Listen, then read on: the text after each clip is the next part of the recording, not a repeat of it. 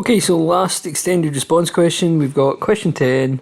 Sam's creating a programme to display the total cost of laying new flooring. Flooring is charged at £15 per square metre and skirting boards are charged at £60 per room. The total cost is calculated by multiplying the total floor area by 15 and then adding the number of rooms required in skirting. Using the information, design a user interface. You see I've already designed my box. You guys are pretty good at doing these. Just make sure that you don't try and draw a structure diagram or a flowchart or something and design the program. So that's not what we've been asked for. It's user interface. Now, most of the time when you were actually writing these programs in Python, you're not going to be creating them with a graphical interface. But for the sake of this, we will just pretend that we're always using graphical interfaces where they've got some text boxes to enter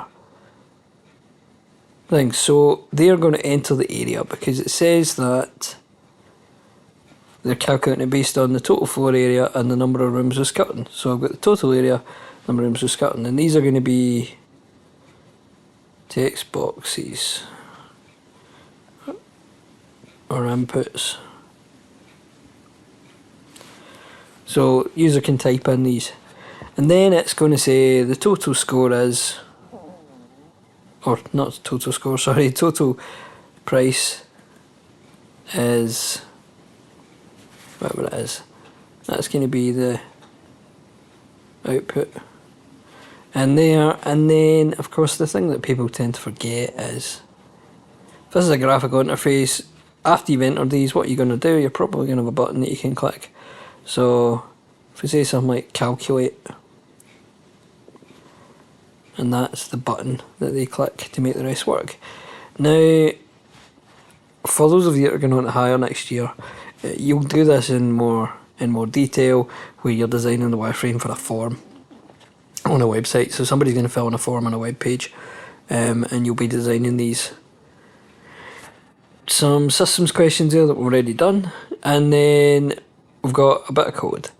So Sam completes 5 jobs in July and earns the following. So only thing to note here is these are real numbers, because we've got a decimal point. Following section of code calculates the monthly earnings for July. So we've got a total. I mean, that should probably be cluing us into this being a running total algorithm. And I've got job 1 and so on. I'm just going to switch to highlighter. So job 1, job 2, job 3, 4, 5. For some reason that's very big. These variables, oops.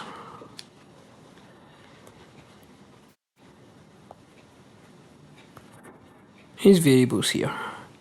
We've got 5 variables that are very similar names. They're doing the same thing. Suppose I wanted this program to work for up to job 50 or up to job 100.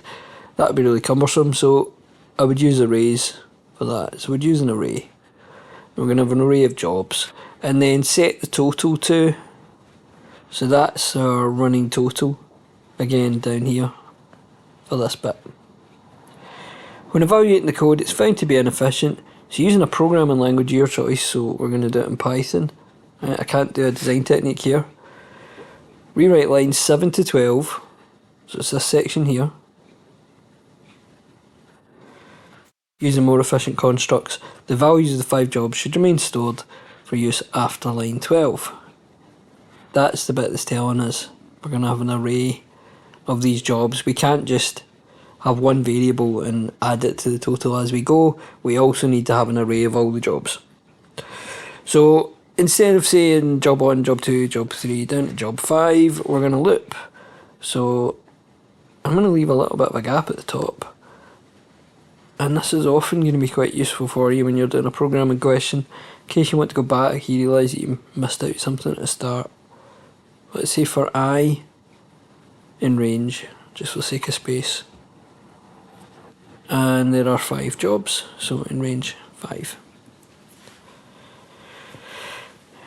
Instead of having each one individually, now we can get one job. So I'm going to say equals input enter job. But two things I'm going to need here. First of all, I'm not going to have job 1 or job 2 or something. I'm going to have an array. So jobs, square bracket, I equals input, enter the job. And then if I go back to the top, see, these are real numbers. So really, I want to do this properly. I should be saying equals float, input, enter, job.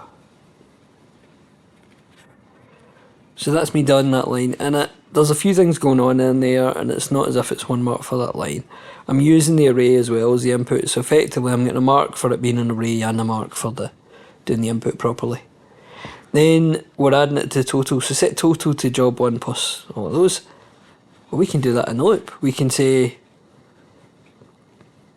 total, so that's the set total to, and instead of job 1 plus job 2 and so on, it's the total plus jobs I.